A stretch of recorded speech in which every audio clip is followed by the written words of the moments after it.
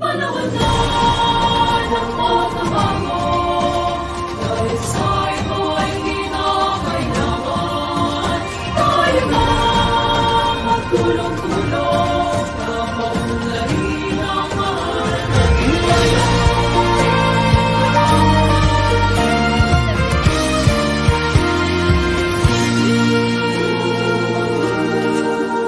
Panahon na ng pagbabago, dahil sa ito ay kinakailangan. Tayo na magtulong-tulong na paunlarin ang mahal nating bayan.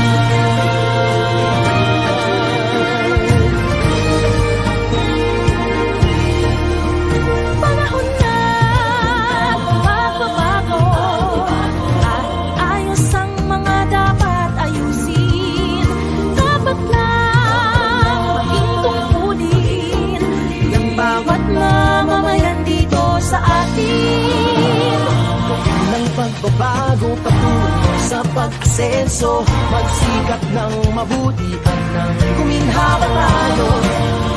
Malaki natin sa mundo at ipamalas ang bagong Pilipino at bagong Pilipinas.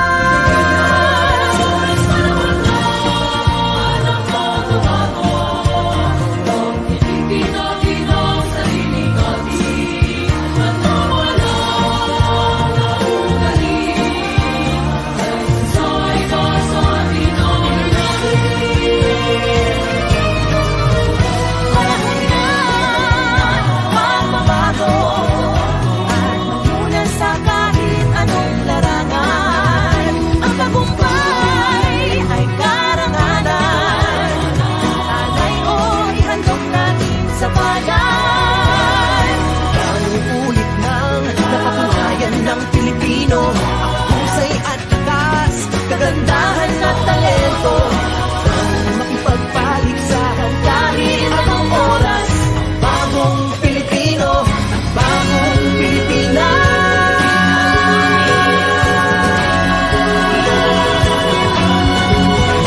Panahon na pagbabago, tunay natin ay gawing maaliwalas. Dami ang magandang bukas, bunga ng bagong Pilipinas.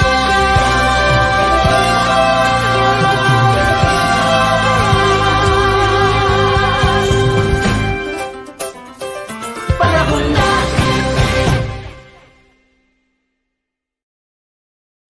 Mga kababayan, ang pambansang awit ng Pilipinas.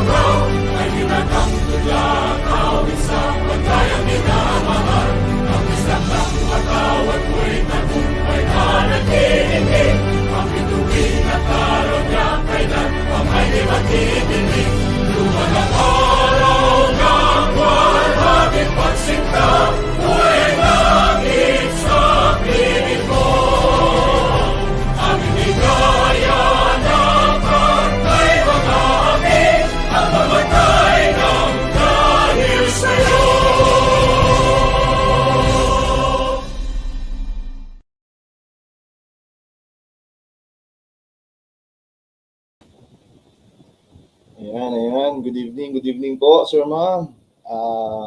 We have 23, 25 viewers as of now. So, malapit naman yung 6:30. So, kamustahan na muna tayo. Kamusta po kayo? Yun, shout out to you, Sir Edward, pastor din natin, FOE natin. So, congratulations, sir. Napag-com na naman. Okay? So, good evening po. Wait lang, saan yung camera dito?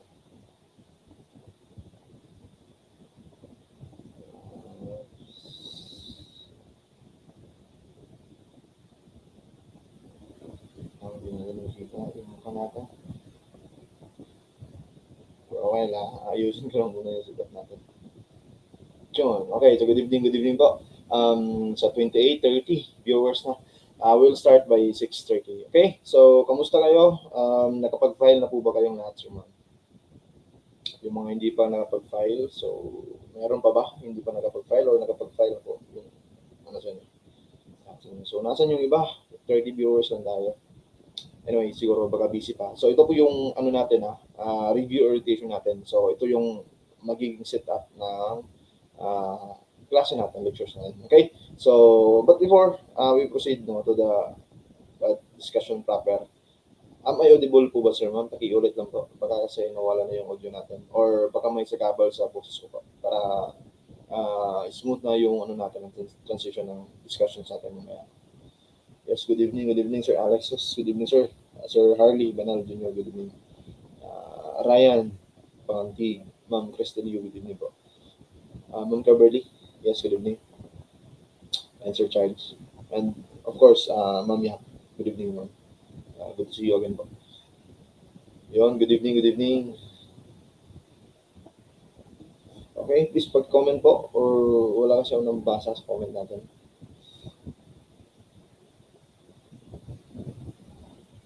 Okay. So, ano pala, dalawa pala sila, pati si Ma'am Caberly. Passer din ang ano natin. FOA natin. Congratulations. Hopefully after ng election may recruitment daw. Actually sa fire nga natapos, di ba? Pagkatapos lang. Pero after ng election expected yan. Pati sa PNP natin. So expected natin yan by ano siguro? August to September. Yan, parang sa second semester. Marami yung recruitment natin. Yes, good evening, Angel Lu and Nick Marcian. All right, so it's 6:24 already. Okay, so anyway, sa mga hindi makakasabay, makapanood ng live natin, this is recorded naman. So, may recorded tayo mamaya.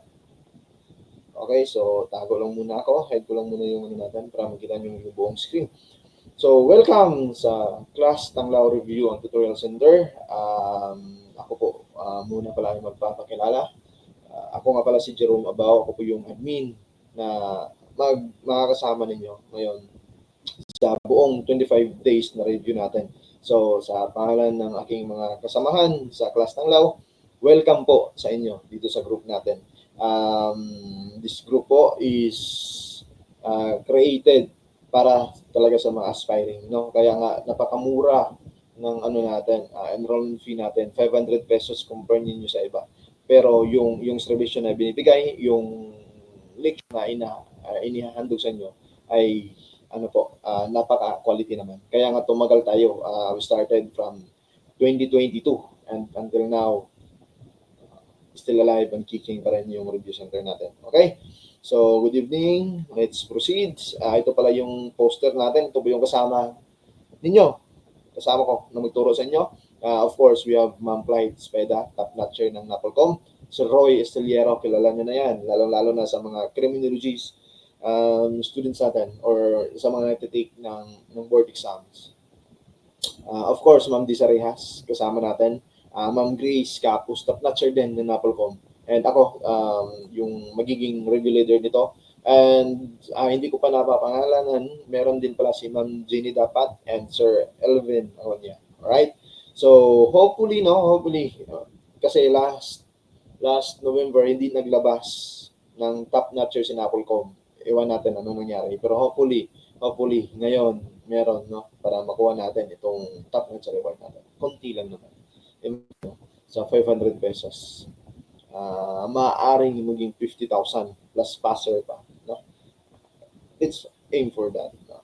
Aim natin yung pinakamataas talaga natin. Alright? So, if ever, sir, ma'am, medyo putol-putol yung audio natin or hindi nyo ako marinig, mahina masyado, please comment lang po para ano natin. Mabasa natin. Nag-monitor naman ako sa comment. Alright?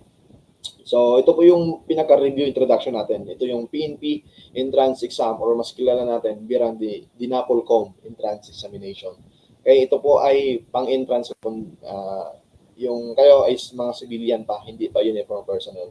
Alright? Yes, good evening, Adimar. Good evening po. Ano ba yung pinaka-purpose ng PNP entrance exam? So, ito po ay isang assessment test na ina-administer ni NAPOLCOM. Okay? Para ito dun sa mga gusto na sumali sa ano natin, kapulisan, the Philippine National Police, or for those already in the service to seek for promotion. Yan naman po yung tinatawag natin na promotional exam. The NAPOLCOM exam consists of two types nga, yun sabi natin kanina, the entrance exam and the promotional exams. So, kayo is, entrance exam since hindi pa kayo mga uniform personnel.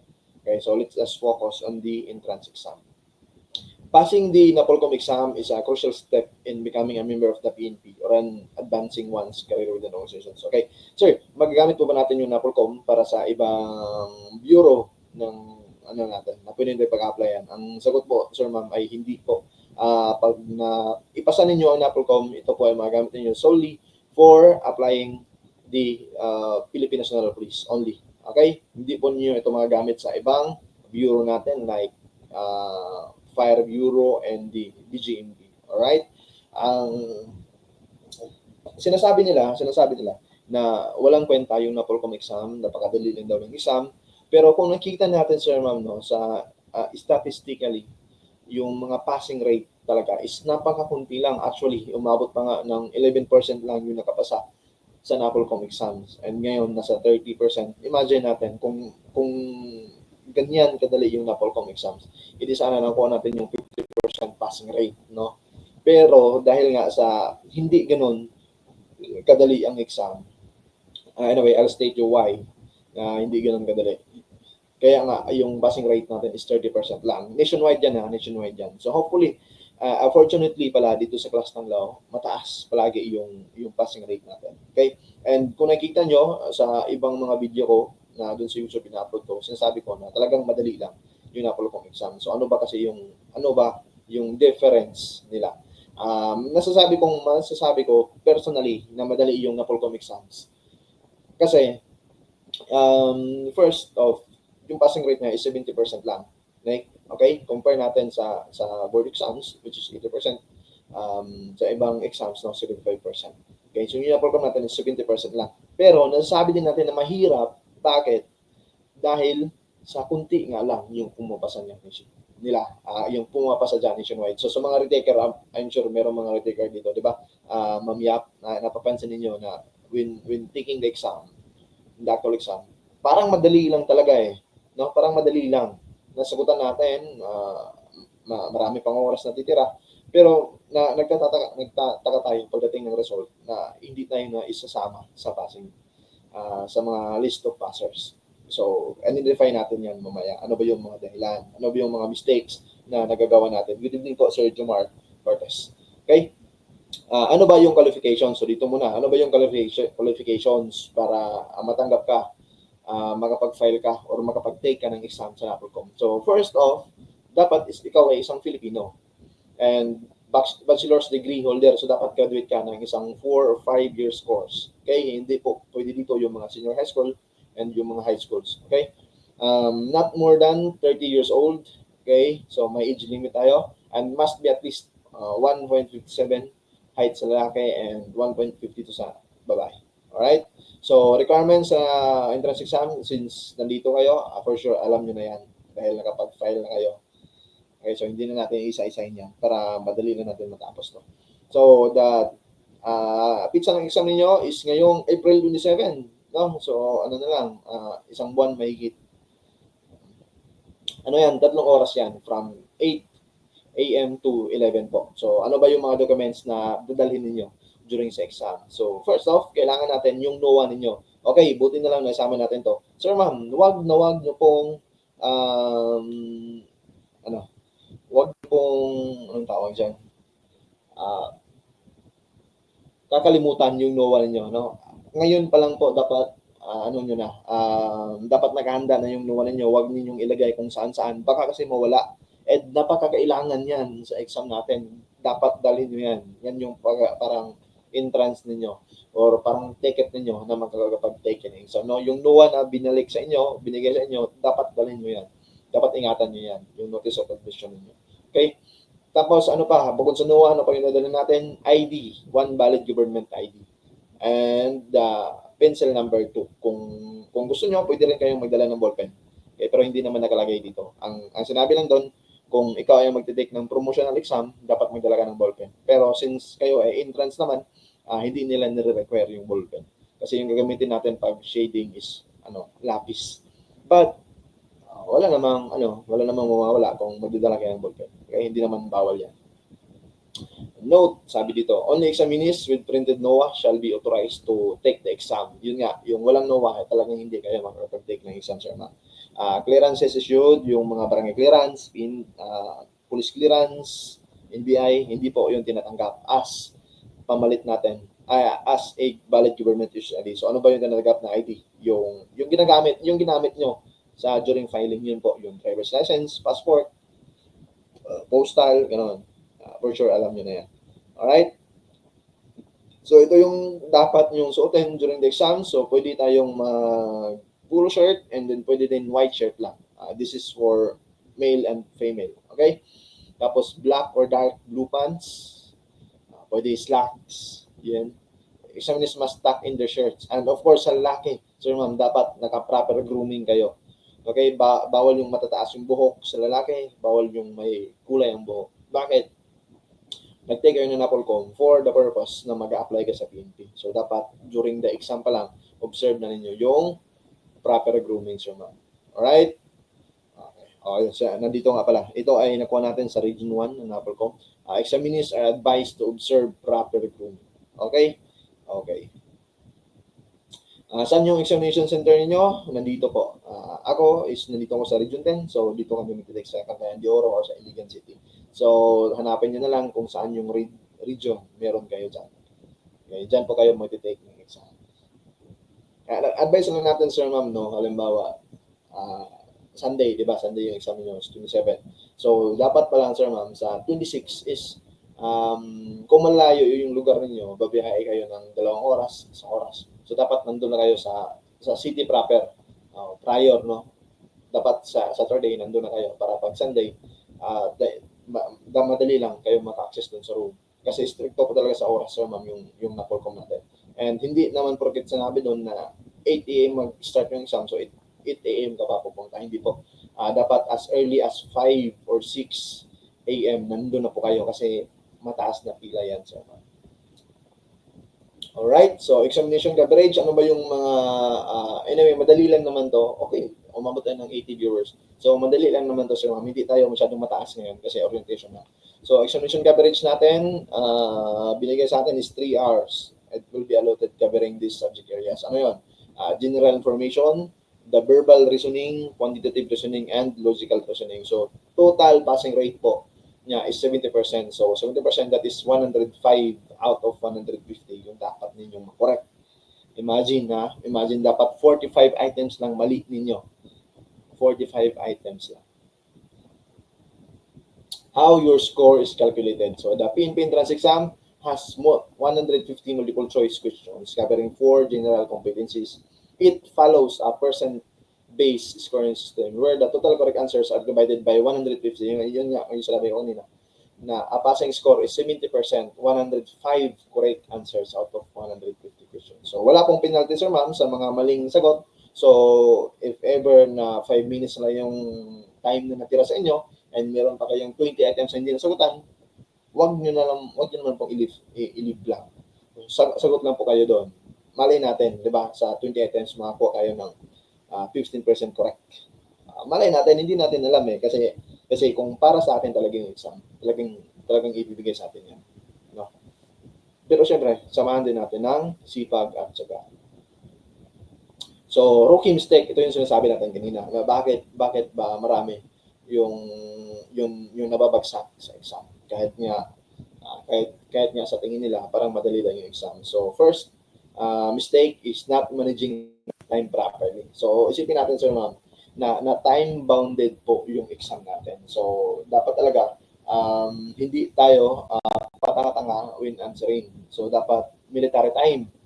May mag-set tayo ng minutes or oras or segundo kada tanong na itatanong sa atin. Okay? So, spending too much time on one question and running out of time for the rest Yan yung mali nila. So remember, 150 questions must be answered within a limited time, yung 3 hours. And second is leaving answers blank. Since the PNP does not have a penalty for wrong answers, it's a big mistake, sir ma'am, to skip questions. Yun nga, yung sinabi natin kanina, na baka may 5 minutes ka na lang, tapos meron pang 20 items na hindi mo sagutan. So, instead na hindi na natin sagutan yun, mas mabuti, mas maigi na mag-shade na lang tayo doon. Malay natin, magachamba pa tayo.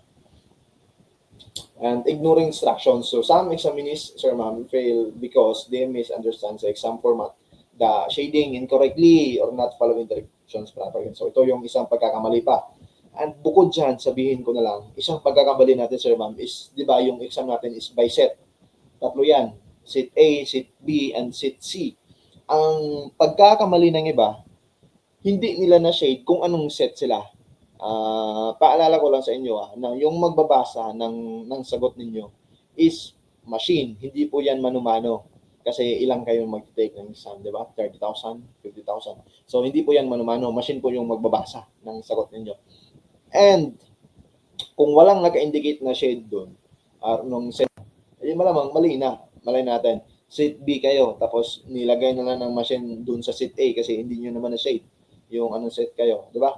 So, pinaka-importante talaga yan. Huwag natin kalimutan, bukod sa ating pangalan, is kung anong set tayo. Ano yung booklet number meron tayo. Okay? And sa instructions kasi, sa vocabulary, lalong-lalo sa vocabulary, meron kasi tayong antonym and synonyms. First 5 na tanong doon is yung synonym. Ano ba yung closest meaning to the word na underline? Tapos, the next 5 question po, sir ma'am, ay antonyms naman. So, ikaw, sa sobrang pagmamadali mo na alam ko to, ito, na-review namin to. O, ito, sagot dito. Sagot dito is loquacious. Ito, nabanggit ko nila, sir. Malamang sagot mo ito. Number 6. O, alam ko naman synonym nito. Pero, hindi mo pala nabasa na yung direction is antonym na.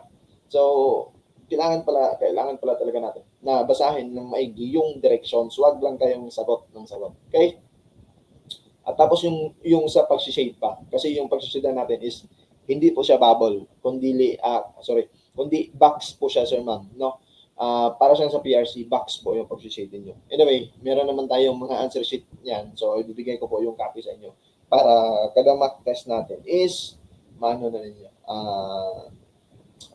Anong tawag dyan? Magamit ninyo or ma-practice ninyo. Okay? So, next is overlooking easy questions. Focus too much on difficult questions and ignore simple ones that could have been easy points. Okay. Pinakamaas na ma-allocate natin sa isang tanong is 1 minute. Pinakataas na po yan. 1 minute and 10 seconds, pinakataas na po yan. So, sir ma'am, kapag lumagpas ka ng 2 minutes sa isang tanong, mahirap yan. Huwag nyo na po sagutan muna. Okay? Bakit? Kasi malamang mauna yung oras nyo dyan sa isang tanong. So, sayang naman yung iba na meron palang madadali yung sagot. Halimbawa, ang tanong sa number 1 ay situational. Hindi mo alam. Umaabot ka ng 3 minutes kakabasa, wala ka pa rin sagot. Naubos yung time mo. Diba? And then, saka ba natin napansin na yung sa susunod na tanong, sino yung current PNP chief? Sus, madali lang pala. Hindi mo na nasugutan, wala nang oras. At pinaka-masakit is hindi mo na pinipalitan. Okay? So, next natin is panicking and losing focus. Okay, so buhay pa ba tayo dyan? Sorry, wala pa kasi tayo nakikita naman na comment. So, comment 1 na lang po, sir ma'am, muna. Baka kasi hindi na pa-function yung live natin. Okay, please comment 1 bago tayo magpatuloy. Yeah, good evening, Ma'am Gina, Sir Iman Katura, and RG. Good evening, Sir Jomar. Yes, kindly type 1 lang po muna. Wala kasi ako nakikita. Nag-comment na. Ano ba kayong screen ko? Ayun, nandito naman pala. So, thank you, Billy. Stacy Flores, LG, thank you. Okay na po. Thank you. It's good to know na you're following. Noling Grace, thank you.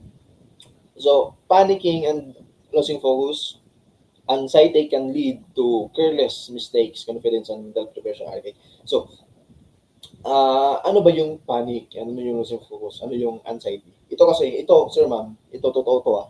Ito yung yes, thank you po sa nag-comment. Ito yung nararamdaman natin kapag hindi tayo prepared sa exam.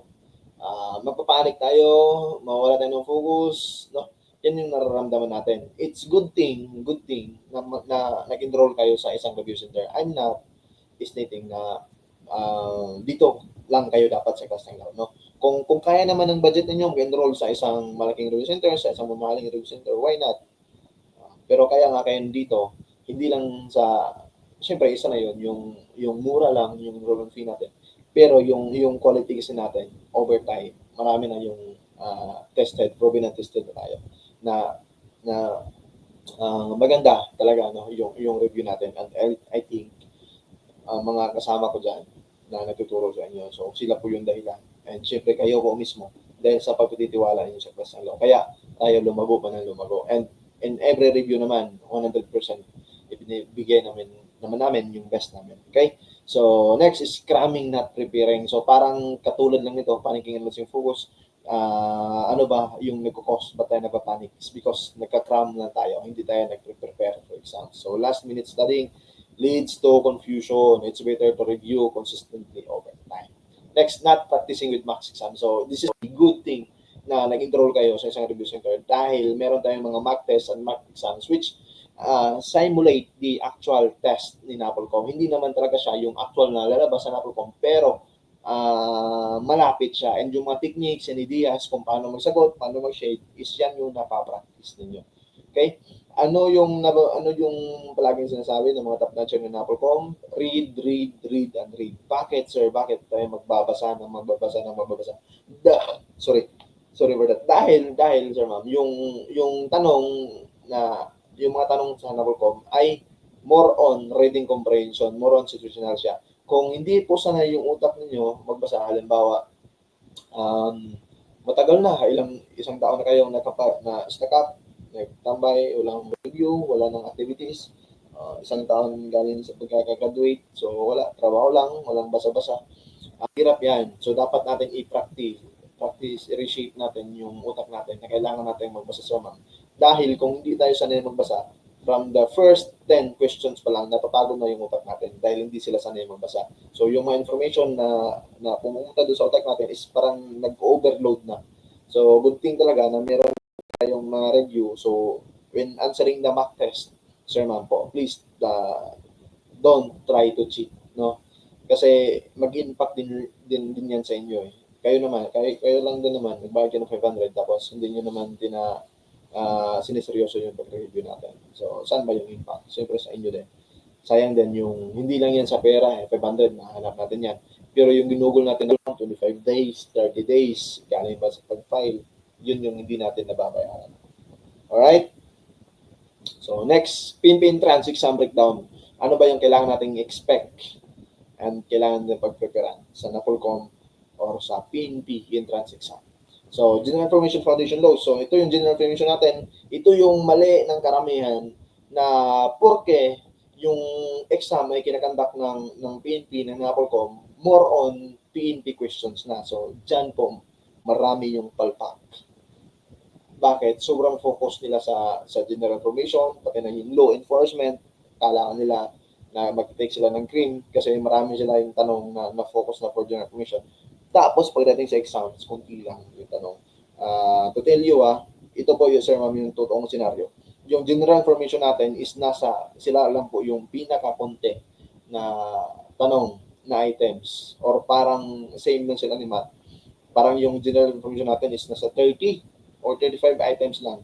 Tapos, napaka-wide ng coverage niya. Biruin nyo, 1987 Constitution. Ano ba? Current events. Di ba? So, napaka-wide ng general information natin. So, yan yung isang kagandahan na meron kayong guide. Kasi, ang i-feed namin sa inyo, yung ibigay namin sa inyo, is talaga yung mga relevant lang doon sa itatanong ni NAPOLCOM. No? Kasi si NAPOLCOM yung nag-administer ng test. So, hindi na tayo abot doon sa malalayong tanong na useless lang din naman. In the sense na hindi natin sila nagagamit during the exam. Lalong-lalo na, itong NAPOLCOM is advantage sa mga kapatid natin na criminology graduates. So, kaya nga maraming nagtatap na criminology. Bakit? Kasi yung general information sa ila is parang wala na, parang snack na lang sa kanila. Kasi naaral nila to ilang taon, 4 years sa college.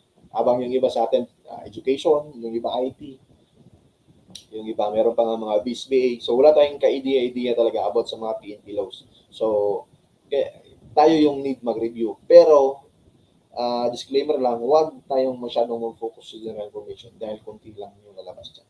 Kaya ito yung mga batas na kailangan nating malaman. Kaya kapag alam mo na ang batas na ito, I think we have 8 laws.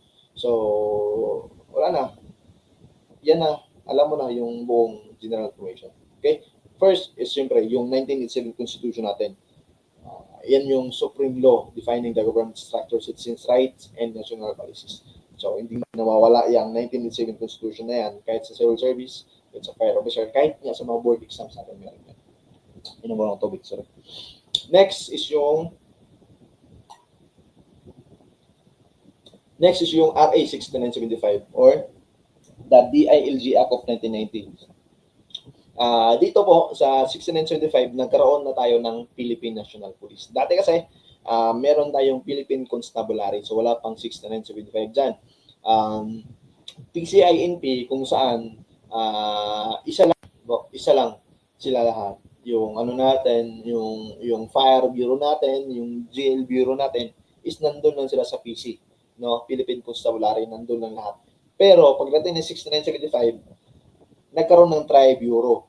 Parang binuwag si Fire Bureau, si PNP, tapos si Jail. Kaya nagkaroon ng tinatawag natin na Tri-Bureau, yung tatlo na yan.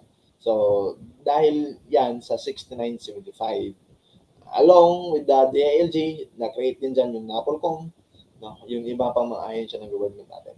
Okay, so tandaan niyo yan na 6975, it established the PNP under the DILG. Alright, so next is the RA 8551. Ito naman, it amends certain section ng 6975. So ito yung tinatawag natin na PNP Reform Act of 1998.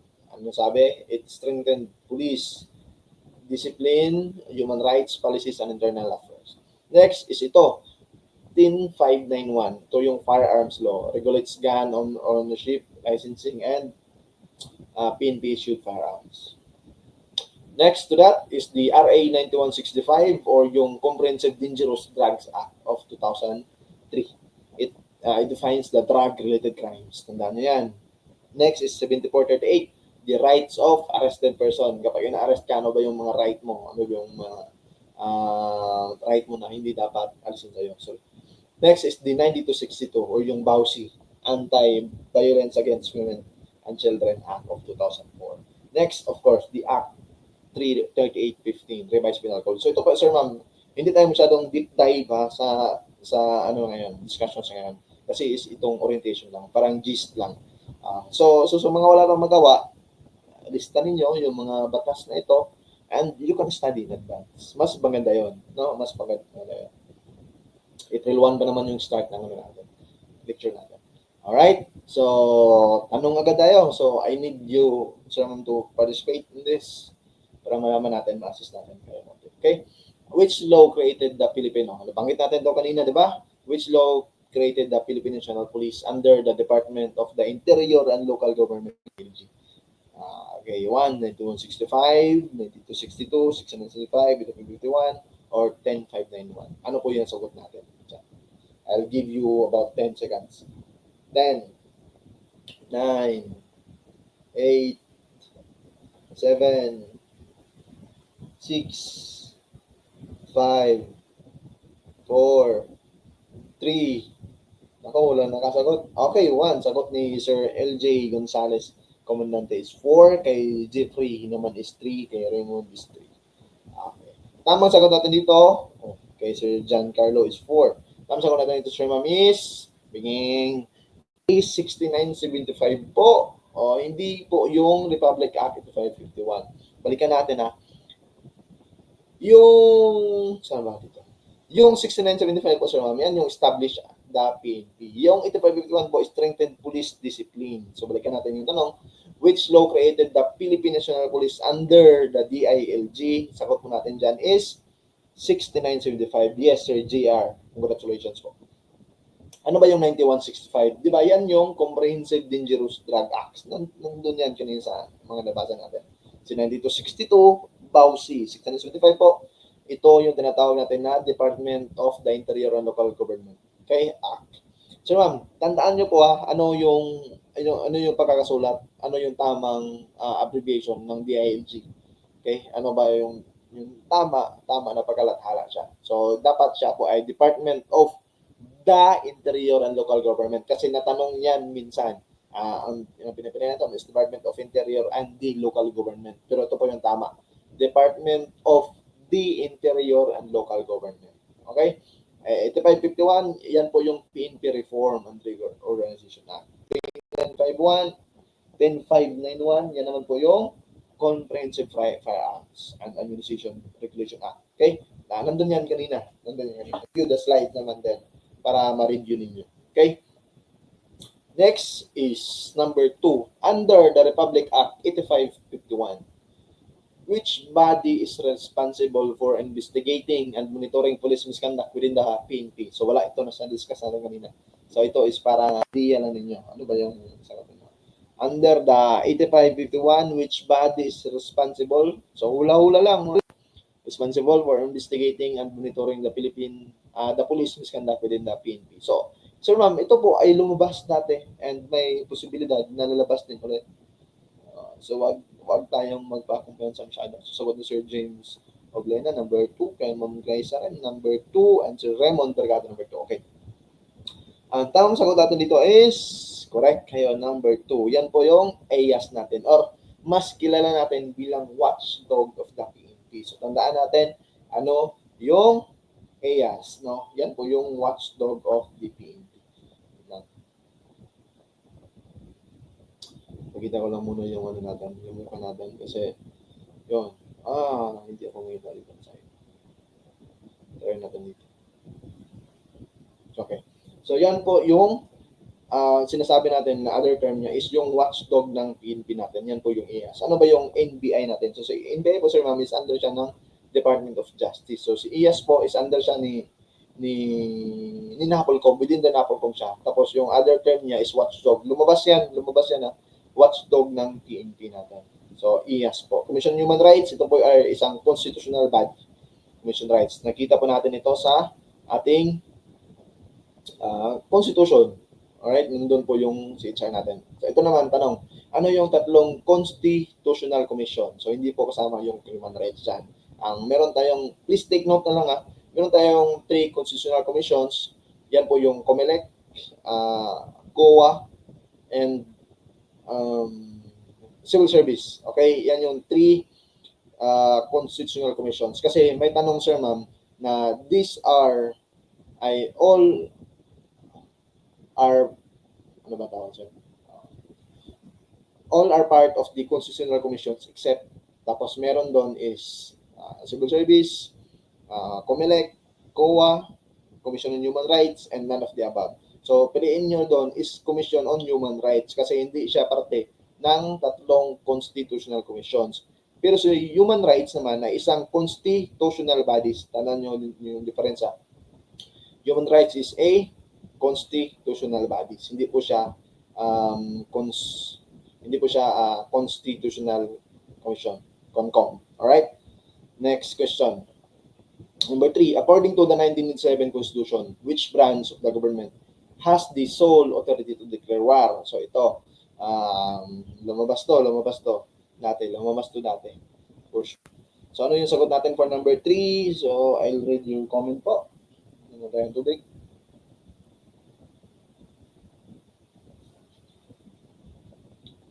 Okay, for number 3, hintayin natin yung sagot nyo.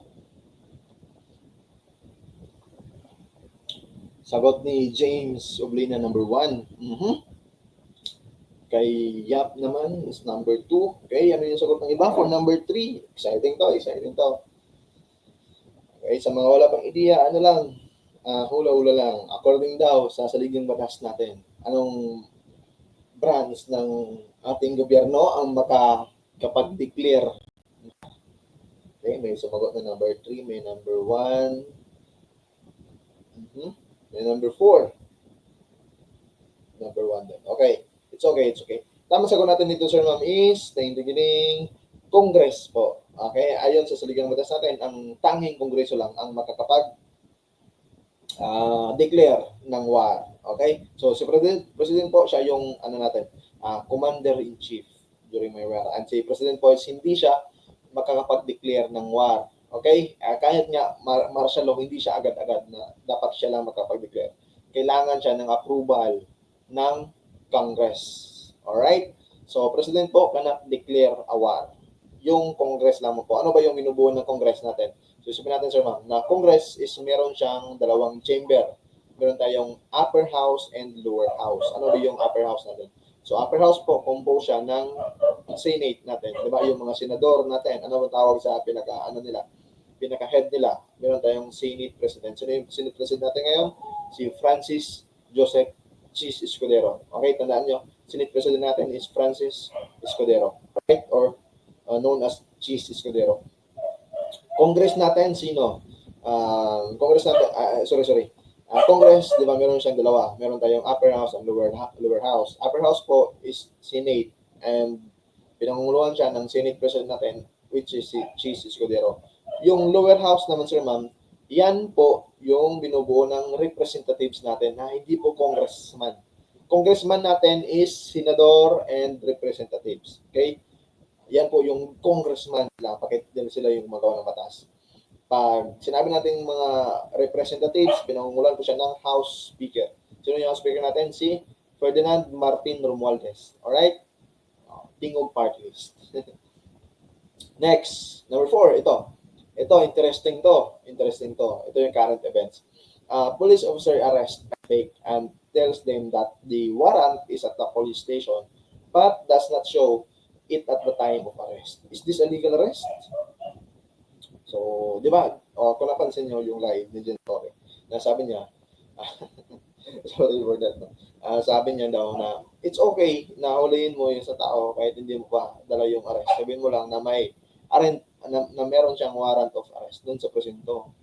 Sama na yan, meron kang arrest, warrant of arrest doon sa presinto, doon may nakita niya. So tama ba yun, sir, ma'am? Option natin, yes, because the warrant exists even if not shown immediately. Number 2, no, because the suspect must see the warrant before the arrest is valid. And number 3, yes, as long as the officer informs the suspect of the charges and the rights. Number 4, no, because an arrest warrant is only valid if physically present at the time of arrest. Or number 5, yes, but only if the suspect is caught in the act of committing a crime.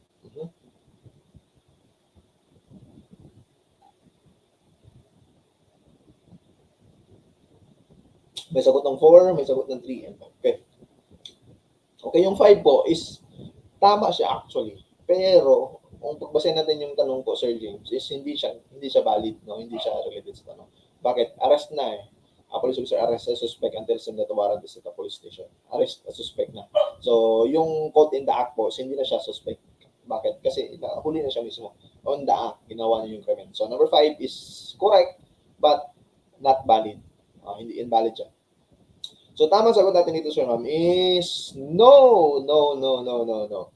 Bakit? Because the suspect must see the warrant before the arrest is valid. So, nakasaad siya dito sa Rule 113, Section 7 po. Method of arrest by virtue of a warrant. So, when making an arrest daw, sabi doon, by virtue of a warrant, the officer shall inform the person to be arrested of the cause of the arrest and that a warrant has been issued for his arrest. The officer need to have the warrant in his possession at the time of the arrest. But if the arrested person so requires, the warrant shall be shown to him as soon as practicable. So yung sinasabi ni General Torre is pwede po, pero kailangan ipakita po sa police station. Actually, Sir Mark, yan yung sinabi ni General Torre, which is marami talaga yung mga nagsasabi na mali, meron yung sabi na tama. Pero napaliwanag din naman, di ba, during the Senate hearing, kamakailan na that is situational. And siguro, may mali si General Torre doon sa pagkaka-explain niya. Siguro hindi niya na-explain na maayos po. Yun. Yes, you can question, Sir Mark. Sir Fred. Okay. Ganito ko sa yun. Halimbawa, may scenario, Sir Mama, na merong isang criminal na talaga. Meron na siyang arrest warrant tapos nagtatago. Ibigay natin si Juan. Si Juan po ay convicted as rapist, no? Nag-rape si Juan. Si Juan. Tapos nagtatago siya. Meron siyang arrest warrant na in-issue ng judge sa Supreme Court. So nagtatago si Juan. At ito naman si Pedro ay isang pulis na off-duty.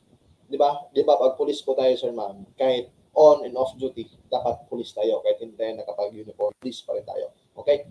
So, one time, pumunta si Juan, yung pulis, si Pedro, yung pulis dun sa Gaisano Mall. Nakita niya si Pedro doon. Nagtatago, na-identify niya. So, pwede mo bang ulihin si Pedro? Si Juan, kahit wala kang dalang arrest warrant? Pwede. Yan yung isa scenario na ibig sabihin ni General Toy na, uy, sumama ka sa akin, hulingin kita. Meron kang arrest warrant nandun sa presinto. Pwede yun. Bakit? Kasi nagtatago na mismo yung suspect na hinahanap nila. Pero in case, sa tanong natin dito, na a police officer arrests a suspect and tells them that the warrant is at the police station, wala naman sinasabi, sir, ma'am, na yung pag-aaresto niya is okay, yes sir, Fred. Sagutin natin ngayon. Okay, balikan natin na a police officer arrests a suspect and tells them that the warrant is at the police station but does not show it at the time of arrest. Bakit? Tinatanong kasi ni nung ina-arresto, ano ba yung kasalanan ko? Saan ba yung warrant ko? Tapos hindi mo pa napakita. So, masasabi natin na that is illegal arrest. Bakit? Kasi wala ka napakitang warrant sa kanila. So, sa tanong mo naman, Sir Fred, nasabi po ni Ma'am Grace before, na pwede po daw mag-arrest if nag-issue si judge ng arrest warrant, pero hindi po niya dala ang arrest warrant. So, yan nga yung sinasabi natin kanina na situational siya talaga. Bakit? Nakasaad naman kasi sa revised rules ng criminal procedure natin, rule number 13 to section 7, na making arrest without a warrant is deemed illegal arrest po siya, sir, ma'am. So that depends on the situation. Kung publicly known na yung tao na dinatagit ninyo na meron na talagang warrant of arrest, so kailangan pwede mo siyang takpen, no? Pero if kayo lang recently lang nailabas yung arrest warrant, not known to the public na may warrant of arrest pala yung certain tao na yan. So be careful tayo dyan, sir, ma'am, no? Anyway, no, it ends doon sa batas. Okay, yung batas na talaga yung tanging maka-identify kung tama or mali ba yung ginagawa ninyo. But according to the revised rules of criminal procedure po, mali itong scenario na ito. Okay? So sinabi nga natin na the NAPOL exams are situational. So that depends on you. Ako, I'm not an expert, I'm not a police, but I am basing on the laws po. Okay? So, proceed tayo. Ito, logical reasoning. So, dalawa lang po yung topic natin ngayon na i-discuss ko. Na i-tackle ko. Yung general information and logical reasoning. Kasi marami yung mga nakakamali dito. Okay? So, important topics under this competency. So, sa logical reasoning, so siguro nasa ano na tayo, 20 slides na tayo. Logical questions, assumptions, story situational, abstract image and questions, and mapping. So, marami na tatanong, sir, ano ba yung mapping? Okay. So, ma'am, yung mapping natin is hindi po siya crime mapping, ha? Okay? Explain ko na lang sa inyo. Kasi yung crime mapping po natin, sir, ma'am, is iba yon. Okay? Iba yung crime mapping. Subject yan yata ng mga criminalists natin. Pero itong mapping nito is logical mapping. Hindi po siya crime mapping. Alright? So, inom muna ako ng tubig. Wait lang, 2 minutes. Kuha muna ako ng tubig.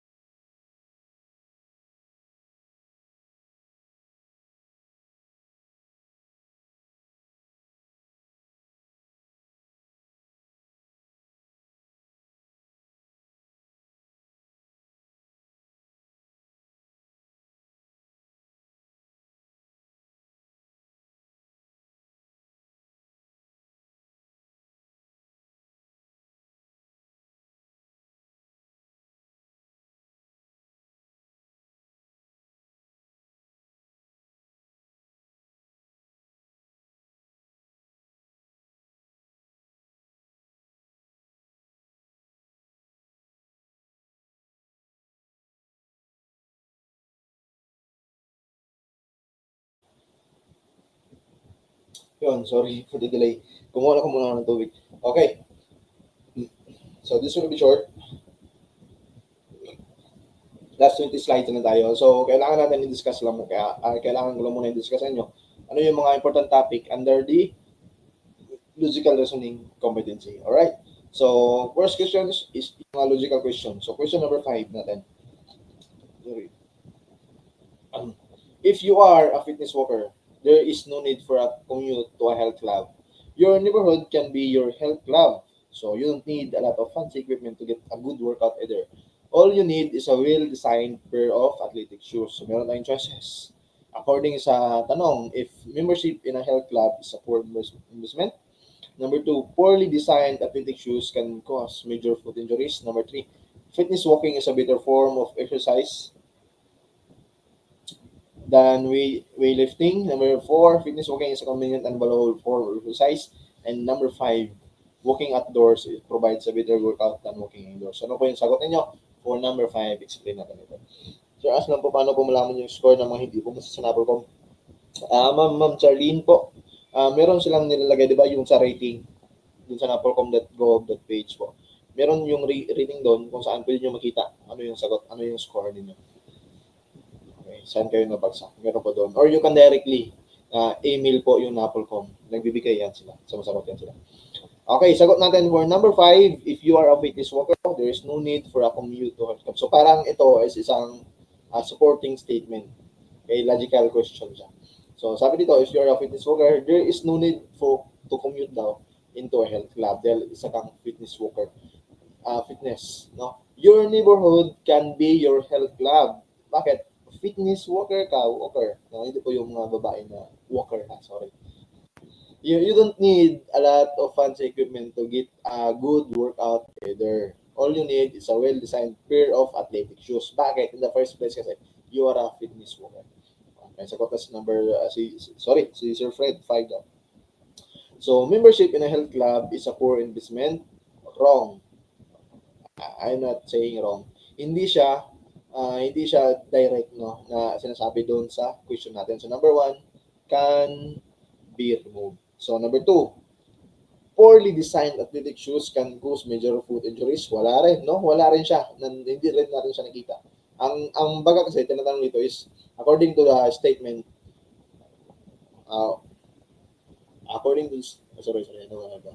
what support, no? According to the statement, what supports, ano ba yung nagsusupport dito sa mga choices doon sa statement natin. Sorry for, hindi ko masabi ng maayos yung ano yung buod ba. Pero this just a gist. Yeah, this is some part of logical questions. So may sagot si Sir Edward, 3 or 5 kung pwede lang sana. So number 3, fitness walking is a better form or exercise than weightlifting. Sinabi ba dyan?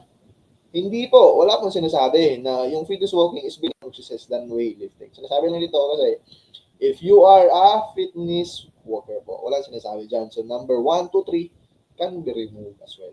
Number 4, fitness walking is a convenient and valuable form of exercise. Pwede. Number 5, walking outdoors provides a better workout than working indoors.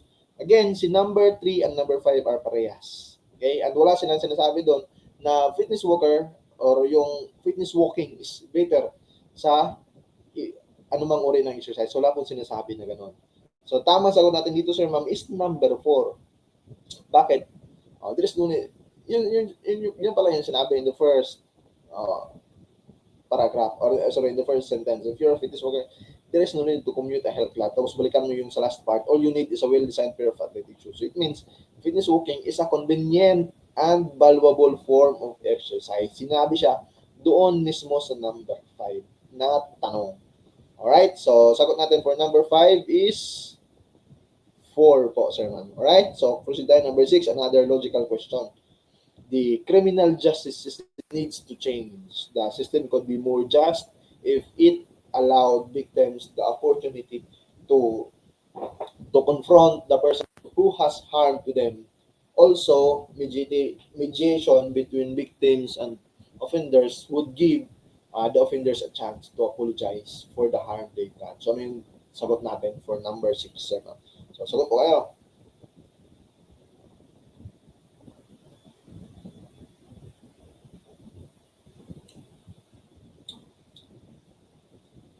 Again, hanapin ninyo yung yung sagot dito na nag-support sa mismong statement natin. So, para din siyang statement and assumptions or supporting statement. So, hanapin natin dito sa choices. Ano ba yung nagsusupport doon sa mismong ano na yun? Okay, may sagot na. Sorry, napindot ko.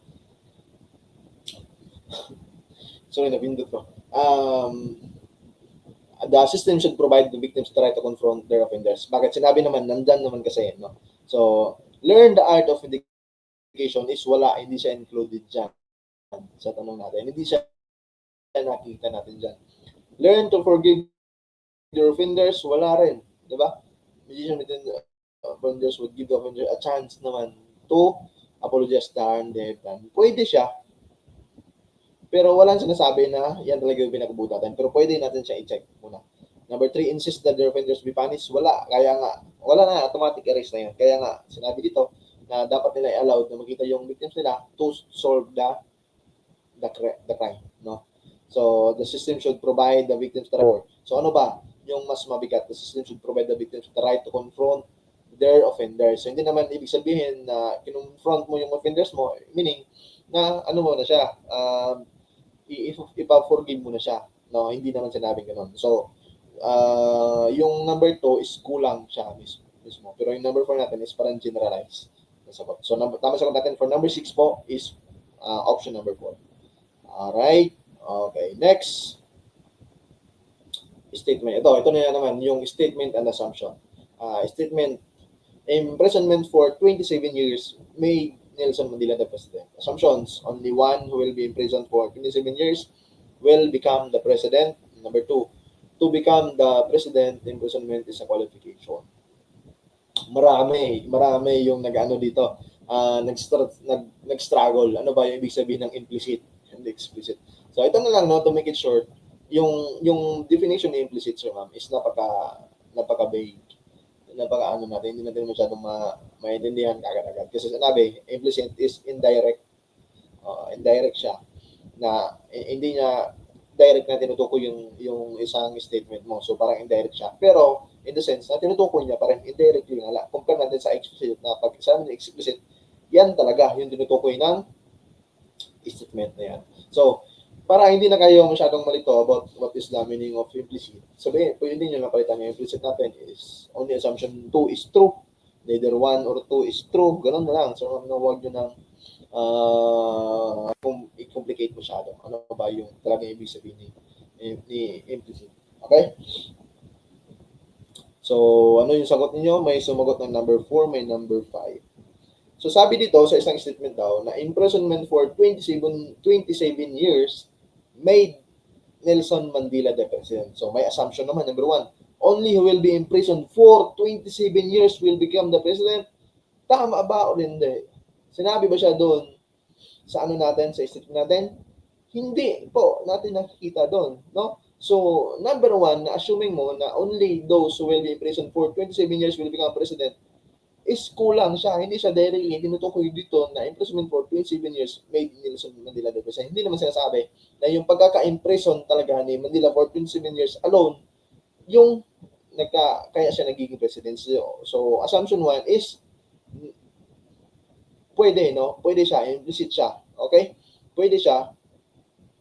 Yan yung sinasabi natin na implicit, sorry. Implicit siya, based natin dito sa statement natin. Pero hindi talaga natin, hindi kayo marunong masyadong matagalog. So, hindi natin masasabi na si number 1 talaga, yung rason talaga bakit nagiging president si Nelson Mandela dahil doon sa pagkakulong niya ng 27 years. Hindi po siya agad sinasabi na ganyan. Okay, sa mga hindi nakakalama, si Nelson Mandela po ay siya yung naging first president na black, no, na itim. No, maraming races that time. So, number 1 po is hindi siya implicit. Hindi siya directly talaga na tinutukoy niya na yung pagkakakulong ng 27 years, kaya si Nelson Mandela nagiging presidente. Hindi po ganun. So, number 1 po is not implicit po. Okay? Not implicit si number 1. Sorry kanina, nasabi ko implicit. Sorry po. So, number 2, to become the president, imprisonment qualification. Wala rin sinasabing direct na para maging presidente ka, dapat makulong ka. Bakit, sir ma'am? Yung pagbabasihan lang kasi natin is yung statement mismo. Tapos, yung statement natin is kulang. kulang-kulang yung statement natin. Sinabi, imprisonment ng 27 years, kaya naging presidente si Nelson Mandela. So, hindi naman sinasabi na dapat ka makulong ng 27 years bago ka maging presidente. So, wala. X muna yung number 1. Number 2, to become the president daw, imprisonment is qualification. Hindi naman siya sinabi dyan yung statement natin. Okay? Pagbabasihin natin sir ma'am is yung buong statement natin and then compare natin yung assumptions if tama ba siya according sa statement. So, hindi po natin agad nakikita directly or indirectly na nag-correlate yung assumption natin doon sa statement natin. Kaya yung sagot natin for number 7 sir ma'am is neither 1 nor 2 is implicit. Hindi naman natin na-identify na dapat ka makulong ng 27 years bago ka maging presidente. Number 2, hindi rin requirement yung pagiging imprisonment bago ka maging presidente. Not in the statement po. Ibig sabihin, kulang yung statement natin. Kaya sagot natin dito is neither 1 nor 2 is implicit. These are actual questions last November. Okay, if you can still remember sa mga nagre-retake, meron ito. Alright? So, next question natin. Ito, situational questions.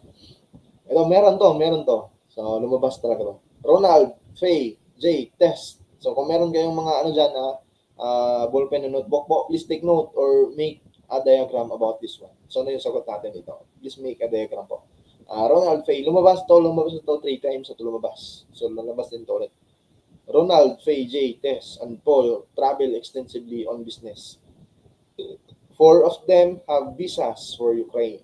All apart from Faye and Tess have visas for Russia. Faye's only visa is for North Korea, although only Ronald and Paul do not have a visa for North Korea. So, ano yung sagutan nito? Who among the 5 daw only have visas for Ukraine and North Korea? So, ano yung sagot nyo for number 8, sir ma'am? Solve nyo po. Gumawa kayo ng diagram muna. So, ano yung sagot natin for number 8? I'm waiting for your answers. Yes, ma'am, yeah, lumabas na.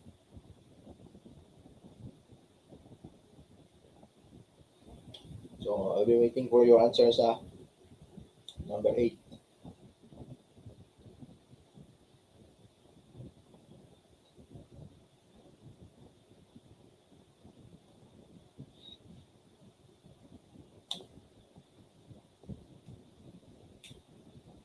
Okay, in-on off ko lang po muna yung camera natin.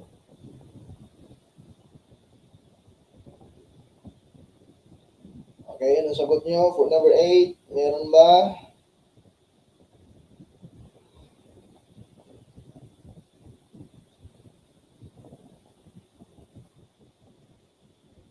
Sagot ni Ma'am Yemi Suya is 3 daw.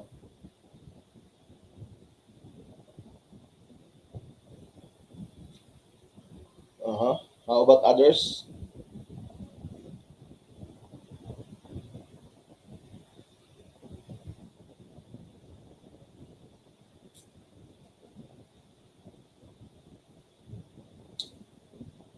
Okay, so ganito yan. Gawa tayo ng diagram. So, since hindi ako makagawa dito dahil PDF to, so gumawa ako kanina.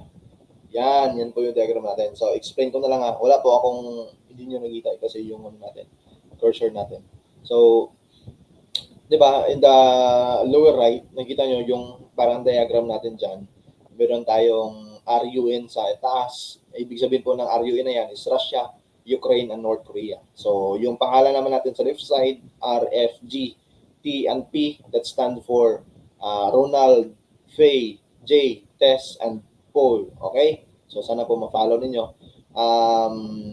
Okay, ibig sabihin ng RUN, Russia, Ukraine, and North Korea. Ang RFGTP naman ay Ronald, Faye, J, Tess, and Paul. So, hindi kasi ako makapag-draw dito.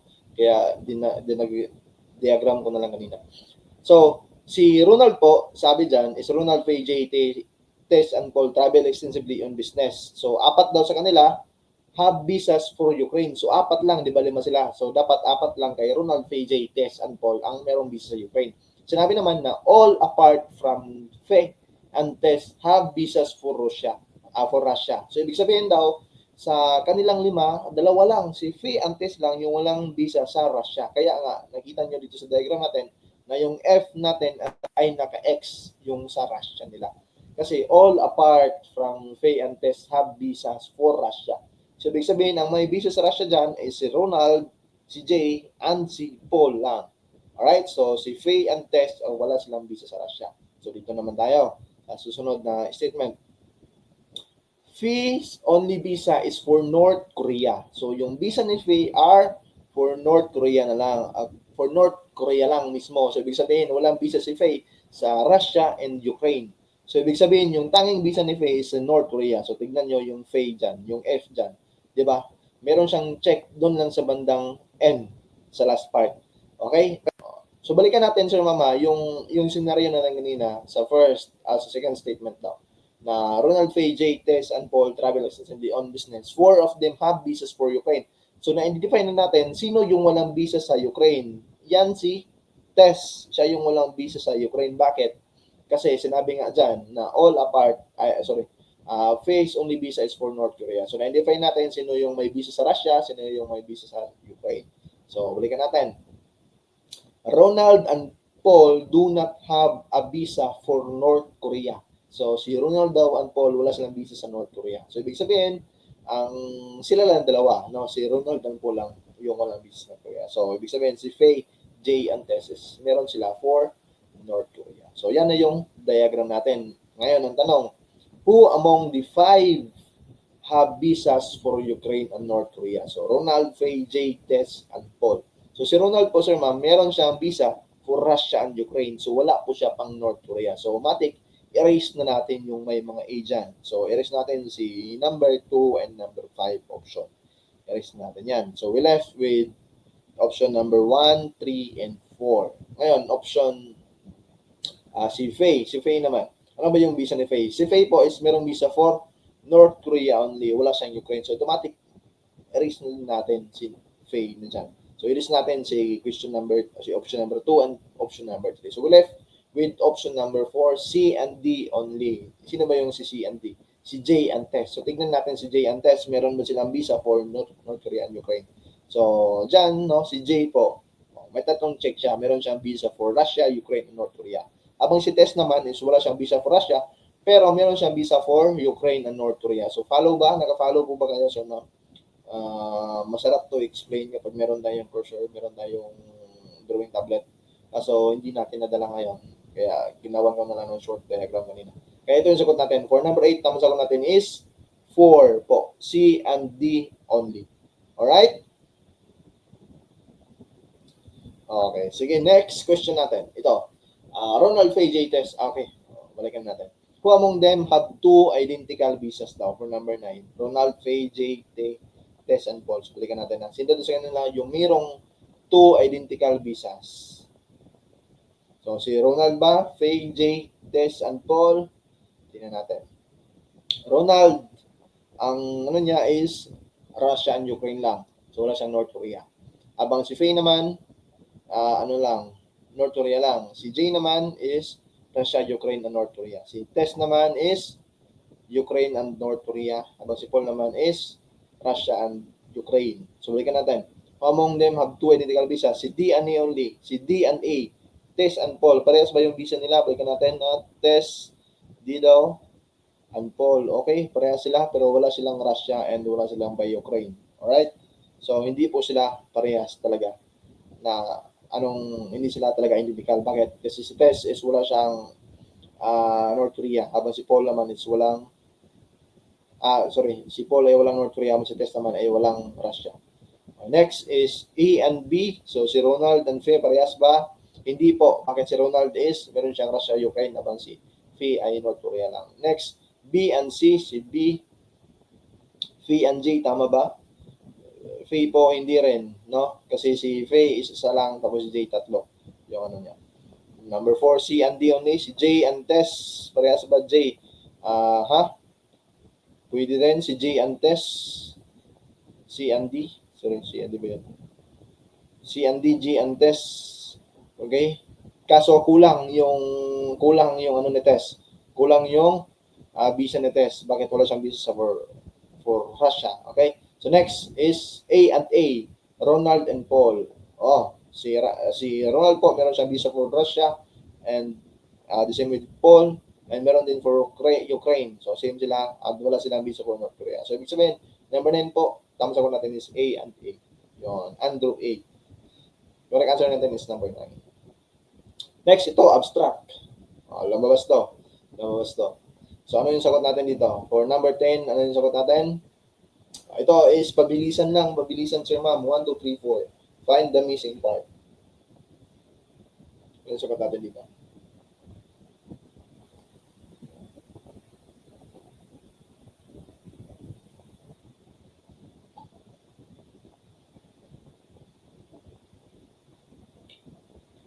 Yun, sagot ni Iko Abrit is number 5. Yes, tama po kayo, sir.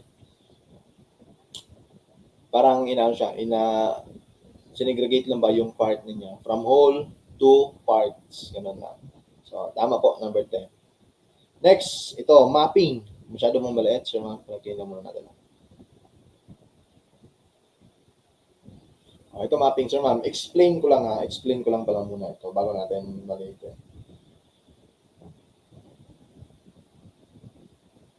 Sorry. Explain ko lang, sir ma'am. Yung mapping po, dito maraming nalilito.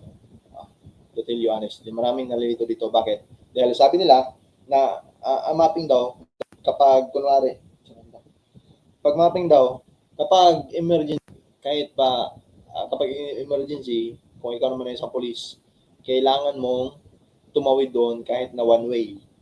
Basta emergency. That is true for crime mapping. Pero itong mapping kasi natin is logical mapping, sir ma'am. Hindi po crime mapping. Yung crime mapping talaga, kapag ikaw police, ambulance, during emergency, kahit one way yan, pwede kang tumawid, pwede kang dumaan dyan. Pero dito sa mapping na ito, since ito ay nakalagay dito sa logical reasoning, ito po ay logical mapping. Ang tanong kasi dito, basahin natin na, you are on a police patrol at corner Rambutan Street and Aguinaldo Avenue when you receive a call for police assistance due to hold-up incident at the corner of Mabini Lane and Rosal Street. What is the shortest and most legal route to the crime scene? Basahin natin ulit ha.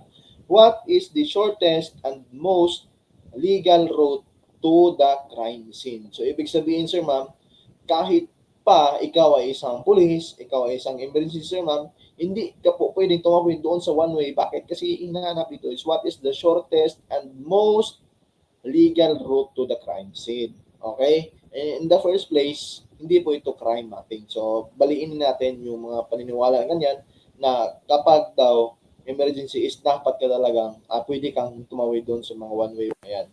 So, baliin natin yan. Hindi po pwede.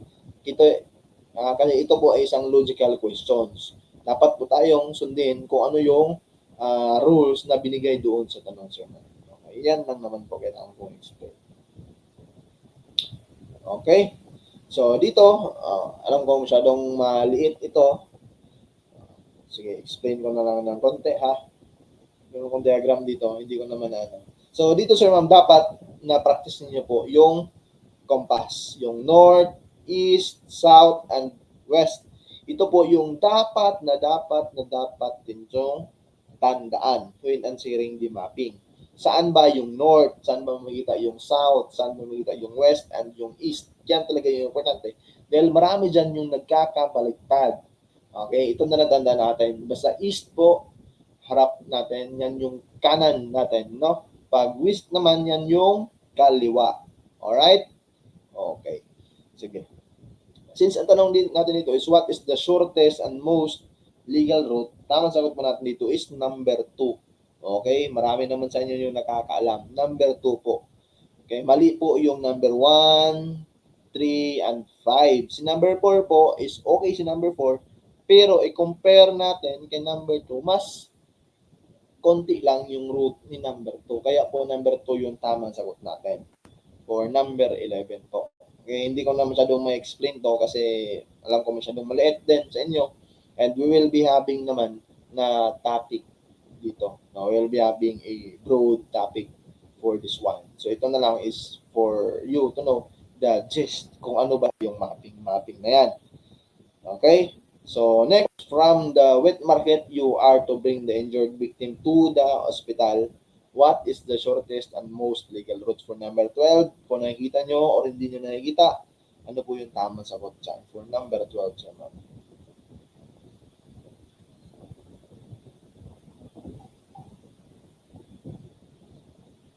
Okay, for number 12 po, tamang sagot natin dito is pwede natin isagot si number 2 and pwede din si number 3. Pero pag i-compare natin, sir ma'am, ano ba yung mas pinakamalapit na route po? Tamang sagot natin for number 12 is 3 po. Okay, east ka ng Rosal Street. Okay, tama naman kasi one way, di ba? Pero tama naman yung direction mo. Tapos, north on Aguinaldo Street. Tama naman dahil two-way yan. Tapos, east on Camito Street. Okay, tama rin. And south on Rojas Boulevard. Tama siya. Okay, so tamang sagot natin for number 12 is 3 po, 3. Okay, ibibigay ko lang din naman yung slides dito sa inyo. Alright? So, number 12 po, correct answer natin is 3. Proceed tayo. Pasensya na, hindi natin masyadong ma-explain masyado. Kasi wala tayong technology na gamit natin ngayon.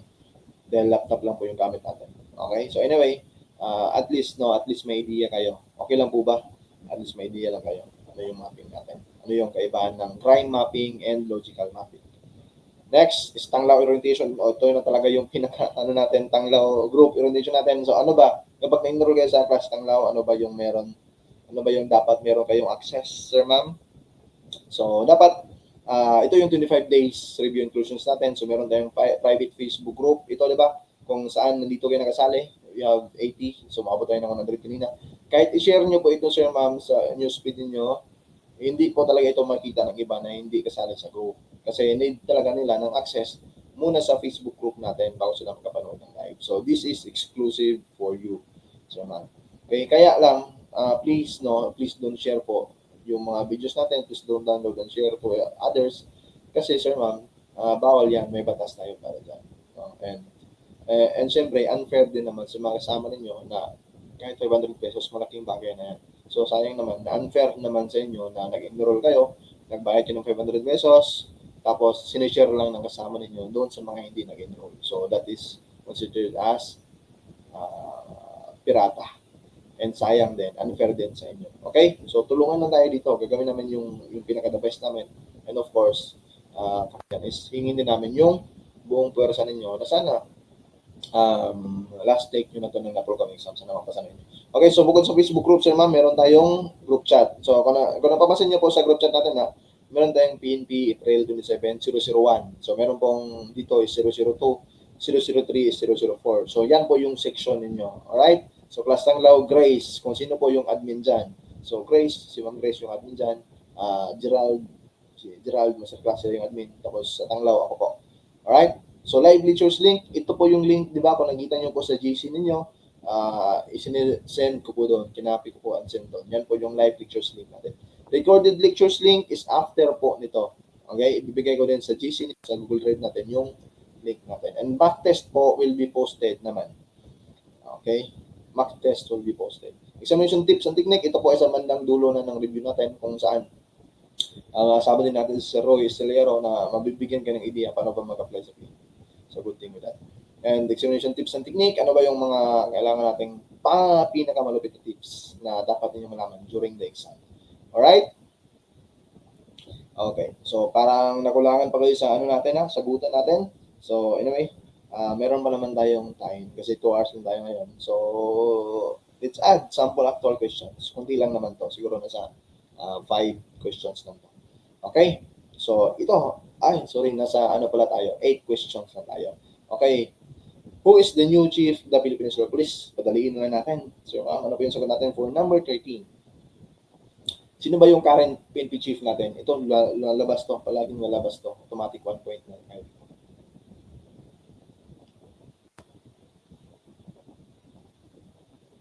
Ano yung sagot niyo for number 13? Antayin na muna natin. Sagot ni Ma'am, himili ako, Pagka-active na nun, yak na yan. Sagot niya is 5. How about others? Anong sagot niyo? Okay, hindi po 5. Ang tamang sagot po natin ito is number 3. Wrong spelling po yung number 5 natin. Yes, okay lang yan, Ma'am. Wala pong problema. Number 3 po. Yes. Number 3. Si Romil Francisco Marbil. Ano nyo na yan? Take note nyo na yan. Sino ba si Binamin Acorda? Siya po yung nakaraang PNP chief po na pinalitan ni Marbil. Chis Escudero naman, or mas kilala natin, Chis Escudero, or Francis Joseph Escudero. Siya po yung Senate President natin.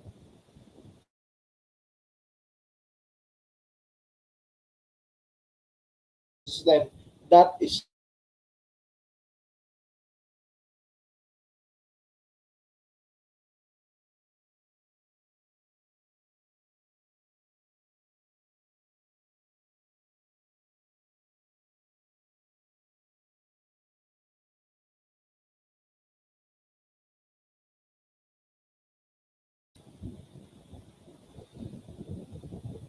okay.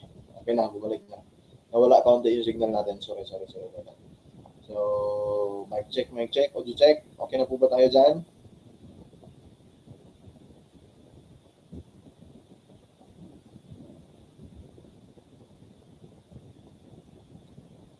Okay, ano po ba? O, nag-lag tayo ng konti, sir, wala yung signal natin. Pagka-explain natin, ano ba itong 5 pillars ng criminal justice system natin? Sige, pag sinabi natin, sir, ma'am, na Philippine Criminal Justice System, sila po yung machinery, no? Machinery po yung keyword dyan. So, first is meron tayong law enforcement. Sino ba? Sila yung first pillar po. Front runner niya is police. After ng law enforcement natin, we have the prosecution, mga prosecutor, National Prosecution Service. Number 4 po, that is number 2. Number 3 natin is correction. Sila po yung center of the criminal system. Composed siya ng judge. Ng judge nga, courts pala yun. So, compose siya ng judge natin. Fourth po is corrections. Ano bang compose ng corrections? BGMP, the prisons and jails. After that is community po. Okay? Community. Reintegration po yung keyword natin dyan. Pag sinabi natin corrections, weakest pillar. Pag sinabi natin law enforcement, Philippine National Police. Pag prosecution po, filing. No? Prosecute, NPS. Pag sinabi natin courts, judge. Okay, ano yung tamang sagot natin for number 14? Tamang sagot po natin is number 2, law enforcement. Correct po kayo dyan. Enforce laws and effect the arrest of defenders, the law enforcement. Next is the first Filipino. Ito, hindi nawawala to sa exam. The first Philippine Constabulary Chief appointed on December 1917 was 1. Emilio Aguinaldo, Basilio Valdez, Rafael Carame, Henry Allen, and Antonio Torres. Ano po yung tamang sagot natin dyan, sir? Okay, for number 15, tamang sagot po natin is... Okay, tayo natin sagot ninyo. Tamang sagot natin for number 15 is, tama naman si Ma'am Yan. Rafael Carame po. First Philippine Constabulary Chief is Rafael Carame. First Filipino. Pero pag tinanong, sino ba yung first Philippine Constabulary Chief, yan po si Henry Allen.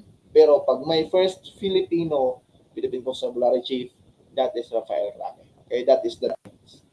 Okay? Emilio Aguinaldo, alam naman natin, first President of the Philippines. Basilio Valdez, ano ba siya? Philippine Armed Forces of the Philippines. Po yan. Pag sinabing Rafael Carame, first Philippine Constabulary Chief. Pag sinabing Henry Allen, first Philippine Constabulary Chief. Kasi hindi siya Pilipino. And siya din yung tinawag natin na father of the Philippine Constabulary. Antonio Torres naman siya yung first Filipino chief of the Manila Police District. Okay, Manila Police District, yung pong Manila's finest, which is until now present pa rin. Diba? Na Manila is dyan lang sa Metro Manila nakapulisan natin. And yung first MPD chief natin is si Captain George Curie. And tapos during World War, kaya tayo nagkaroon ng Filipino MPD chief. That is si Antonio Torres. Alright? So other names is si Cesar Nazareno. Si Cesar Nazareno po, siya yung last Philippine Constabulary Chief and first PNP Chief natin during the 69-75.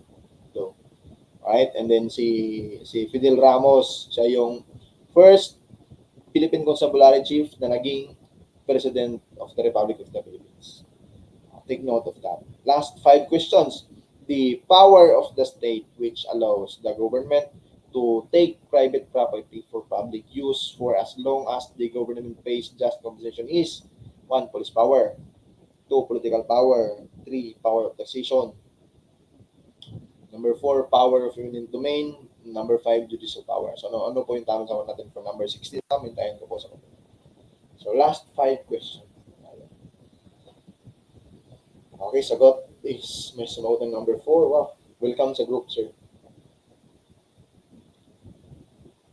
Okay, tamang sagot natin dito is tama naman kayo. Power of eminent domain. So, si police power, power of decision, power of eminent domain, sila po yung inherent power of the state, sir, man. So, hindi yan nawawala.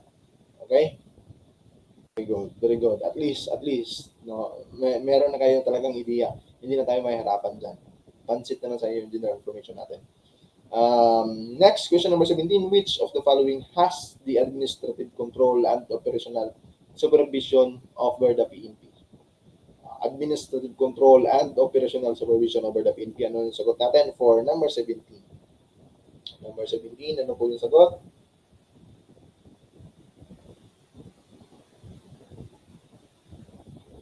Okay, wait lang. Okay, so ano yung sagot niyo for number 17? May sumugot ng 4, may sumugot ng 3. Aha, tama ba? Napul ko. How about yung iba?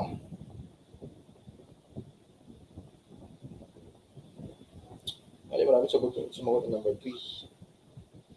Okay, so tamang sagot natin dito is DINAPOLCOM, National Police Commission. Sila po yung may administrative control over the PNP. So si DILG kasi sila yung nag-create lang sa PNP natin. And then yung the Department of National Defense, syempre Philippine Army yan. DINAPOLCOM po sila yung nag-administrative control and operational supervision over the PNP. Alright, so ito, 18, 19. Number series po. Number 18, 13, 8, 12, 9, blank, 10. Choices, 3, 6, 7, 10, 11. Ano po yung tamang sagot natin dyan? Number series po ito. Ano po yung sagot niyo for number 18? May sumagot na wala pa. Ano sagot niyo po? 13. Hanapin niyo yung sequence dyan. Ano ba yung tamang sequence dyan? Aha. 3, tama ba?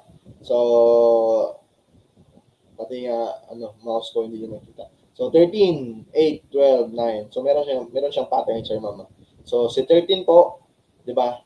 Lakbayan natin yung 8. So, 13, 12, blank. Tapos, di ba? 8, 12, 8, 9, 10. So, parang may isa. Ambak sila. So, 13, 12. Sama sagot mo natin ito is 5 po, 11. Yun. Ang galing ninyo. Tama-tama lang. Nakuha na ninyo.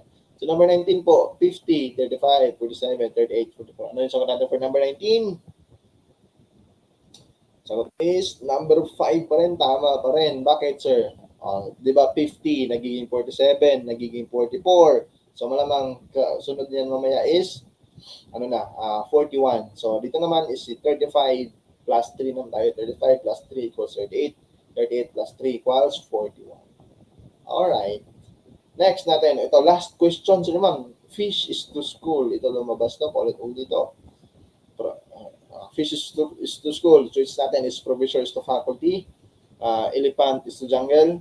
Beagle is to clan. Number 4, herd is to peacock. And number 5, cow is to farm. Tama po si Sir Alexis Aran Cantiga. Congratulations, sir. So, ano yung sagot natin for the last question, sir, ma'am? Anyway, no, this is just a review or rotation, a gist of what will be happening sa buong review natin. We'll start on April 1 pa naman. Alright? Okay, so anong sagot ninyo? Okay.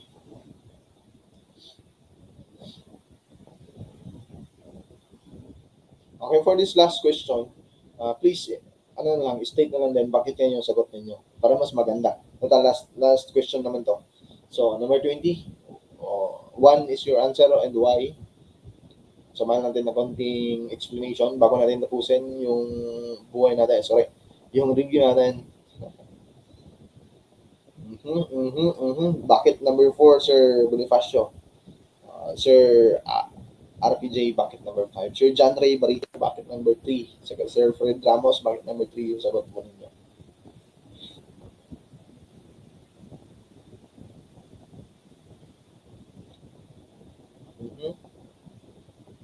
Sir Jomar, bakit number 4?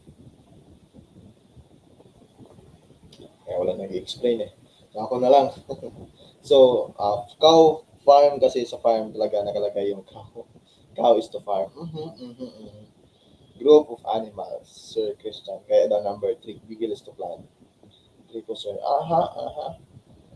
Parang marami yung nalilito sa tanong na ito. Tama sagot po natin ito, sir ma'am, is number 1, professor is to faculty. Di ba alam naman natin na yung fish po, yung school po is group ng fish natin. So, di ba, yung group ng fish po, nung sama-sama, that is tinatawag na school. So, yung professor natin, pag nagkatipon-tipon sila, yung tinatawag na faculty.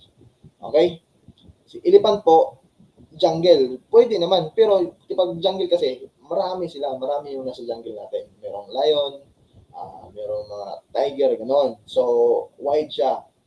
Bigil is to clan. Yung bigil kasi is para siyang uri ng mga aso. Okay? Clan naman is grupo rin. No? So, si bigil is clan is para siyang synonymous sila. Herd is to peacock. Hindi rin. Cow is to farm. Tama naman, sir, na yung cow is nakikita sa farm. Pero marami kasi yung nakikita natin sa farm. Yung horses, pigs, no, chicken, ganon. So, balikan natin na school of fish. Yes, tama yan, Sir Alexis po. Yes. 1 kasi wala nga may specific na name yung binanggit. So, fish is to school. Kasi yung group ng fish po tinatawag natin school. So, yung group of professors natin ay faculty. Okay?